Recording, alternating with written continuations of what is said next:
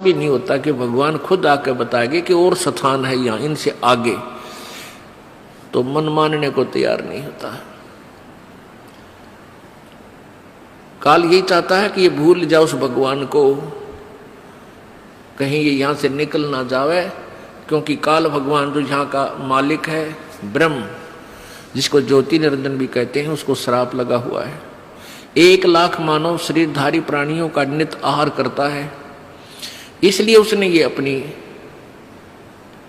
अपने खाने के लिए अपने तीनों पुत्रों से, रजगुण ब्रह्मा से, सतगुण विष्णु से, तमगुण शिव जी से, इनसे यहाँ व्यवस्थित किया हुआ है, अपना यू बाग लगा रखा है। रजगुण ब्रह्मा के प्रभाव से सभी प्राणी संतान उत्पत्ति करते हैं, विवत्सय बाई फोर्स करवाता है। और सतगुण विष्णु जी के प्रभाव से एक दूसरे में मोह ममता इतनी जकड़ दी जाती है, जीव के बस का नहीं। और तमगुण शिव जी हमारा संहार कर देता है। तो ये काल भगवान नहीं चाहता कि कोई प्राणी परमात्मा के बारे में जान सके, भ्रमित ज्ञान करवाता है, अपने दूत संत भेज के उल्टा ज्ञान की कथा सुनवाता है, पूरे समाज को शास्त्र विरुद्ध ज्ञान से रंगवा देता है। परमेश्वर स्वयं आते हैं और अपने तत्व ज्ञान का वो प्रचार स्वयं ही करते हैं, अपनी महिमा आप बताते हैं, अपने सतलोक के विषय में जानकारी देते हैं। उस सतलोक में हमें कितना सुख है। शंखों लहर मेहर की उपजे कहर नहीं जा कोई, दास गरीब अचल अविनाशी सुख का सागर सोई। शंखों लहर मेहर की उपजे और कहर नहीं जा कोई, ओए होए।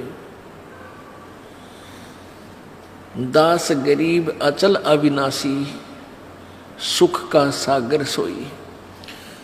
अब कभी कभी एकांत में अकेले बैठे हों, एक बार एक ऐसी हिलोर उठती है आत्मा में,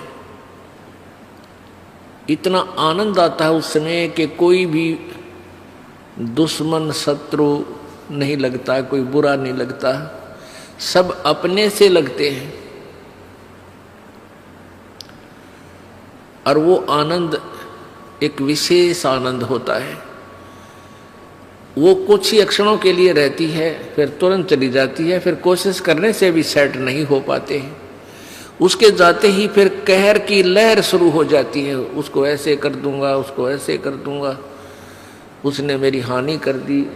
भाई लड़की नहीं ब्याही गई, किसी की बेटी की ब्याह हो गया तो बेटी के बालक ना हुए, भगवान क्या होगा, कहीं वो छोड़ ना दें। और इसी प्रकार ना जाने बिना गिनती की टेंशन और वो कहर की लहर प्रारंभ हो जाती है। परमात्मा कहते हैं उस सतलोक के अंदर, गरीबदास साहिब जी बता रहे हैं, आंखों देखा कबीर परमेश्वर की कृपा से गरीबदास जी महाराज जी ने सतलोक के दर्शन किए थे और परमात्मा को देखा था। उन्होंने आकर बताया था कि हम सुल्तानी नानक तारे दादू को उपदेश दिया, जाति जुलाहा भेद न पाया वो काशी माए कबीर हुआ। वही गरीबदास साहिब जी आंखों देखा हाल बता रहे हैं कि शंखों लहर मेहर की उपजे कहर नहीं जा कोई, और दास गरीब अचल अविनाशी सुख का सागर सोई। वो सुख का सागर है। अब पुण्यात्माओं, सत्संग ज्ञान से ज्ञान होता है। पहले हमने अज्ञान सुना था, वो अज्ञान सेट हो गया हमारे हृदय में, वो सच्चा मान लिया हमने। अब इस तत्व ज्ञान को सुनोगे रह रहकर, ये भी आपको कुछ दिनों में सेट हो जाएगा और ये सत्य है, ये सत्य ही सत्य महसूस होगा। पहले असत्य को हम सत्य मान बैठे थे, तो इस ज्ञान से ही आपको ये ज्ञान होगा। अब मृत्यु तो एक दिन होनी है और इसका कोई फिक्स भी कोई नहीं, अंदाजा ला रखा हमने कि भाई 100 वर्ष तक आदमी व्यक्ति मानव शरीर रह सकता है, लेकिन ये 60-70 वर्ष के बाद तक ये शरीर भी जान का झाड़ हो जाएगा। वो जीवो चाहे ना जीवो 70 साल पाछे, तो वो तो ठीक है, लालच छूटा कोई ना, मर्या जाता को नहीं, जीव प्यारा सब ने लगे है, चाहे 100 वर्ष का भी हो गया, नहीं सोचा और जी जाऊं। तो ऐसी भावना क्यों है हमारे अंदर? क्योंकि हम ऐसे लोक में रहा करते थे, वहां मृत्यु नहीं होती थी, और वो आत्मा को आज भी खटक रही है, भाई मरना नहीं चाहिए।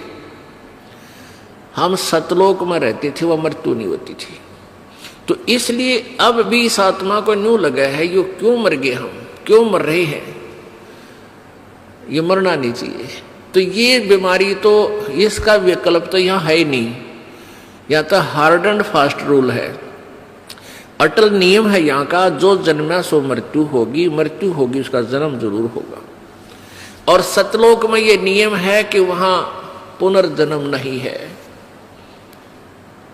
वहां वृद्ध अवस्था नहीं है, युवा शरीर रहेगा, सदा युवा शरीर रहेगा, किसी चीज का अभाव नहीं, कोई वहां काम नहीं, और ये हार्ड चाम का शरीर नहीं।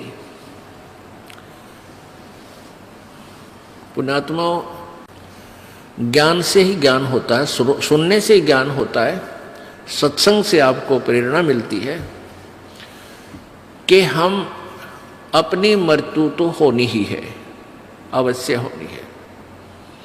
तो क्यों ना हम अपना पूरी टारगेट, पूरा उद्देश्य सच्चे दिल से सतलोक जाने का बनाए, क्योंकि इस ज्ञान से आपको ये प्रमाण मिलेंगे, 100 प्रमाण देगा ये दास आपको कि ये लोक अपना नहीं है, अपना लोक सतलोक है। और उस सतलोक को किस किस ने सेकंड किया है, किस किस ने समर्थन किया है, खुद परमेश्वर ने आके बताया, कबीर जी ने। और फिर कबीर परमेश्वर जी ने अपनी प्यारी आत्माओं, जो अश्रेष्ठ आत्माएं होती हैं, उस समय अच्छी आत्माएं होती हैं, उनको अपना गवाह बनाया, उनकी आत्मा को सतलोक लेकर गए, उस प्यारी आत्माओं को सचखंड दिखाया, अपना वास्तविक वहां परिचय कराया, समर्थता का ज्ञान कराया, वहां का सुख से परिचित करवाया, फिर उनको वापस शरीर में छोड़ा, जनता में वो अपना ज्ञान प्रचार करवाया। उन्होंने एक ही, सभी ने एक जैसा ही मार्ग बताया है, जैसे आदरणीय धर्मदास साहिब जी बांधवगढ़ वाले,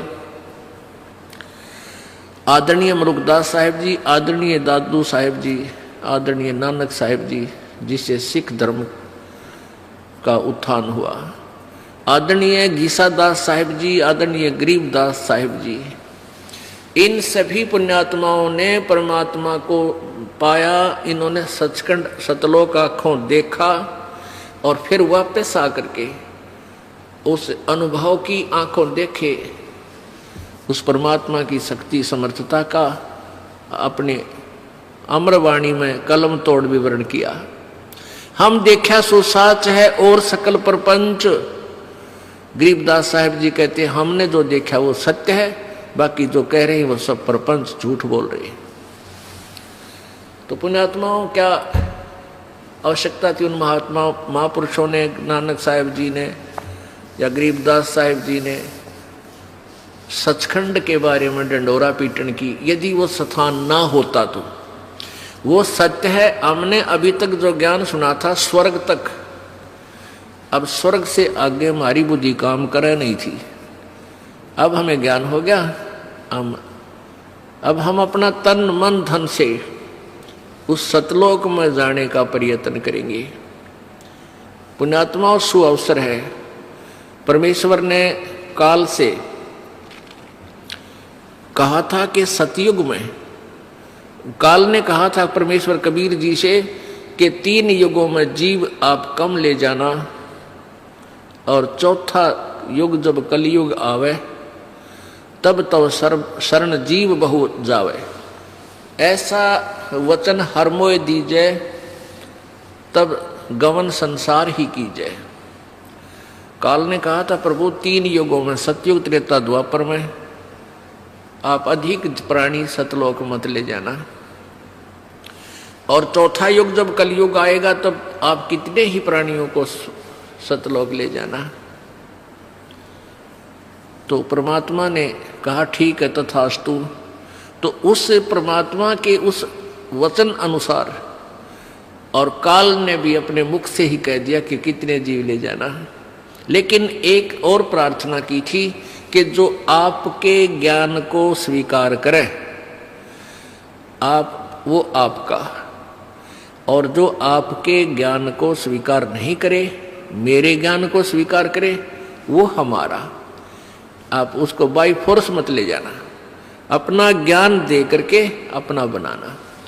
तो इसलिए पुण्यात्माओं, अब जो परमात्मा की इस अमर वाणी पर जो विश्वास करेगा वो परमात्मा का हो जाएगा, और जो इस वाणी को नहीं समझेगा वो काल का है, वो काल का रहेगा।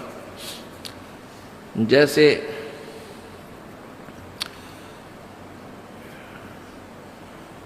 ये कोयल होती है, कोयल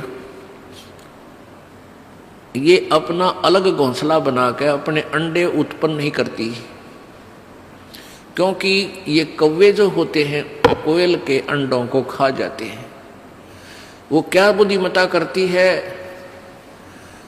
कि मादा कौवी जो होती है, मादा कौवा कौवी, वो जहां भी उसने अंडे उत्पन्न कर रखे होते हैं घोंसले में, जब वो कहीं इधर उधर चुग्गा चुगने जाती है, आहार के लिए बाहर जाती है, तो मादा कोयल तुरंत वहां जाकर के अंडे उत्पन्न कर देती है। 2 उस कौवी के होते हैं, कौवे के अंडे होते हैं, और 2 कोयल के।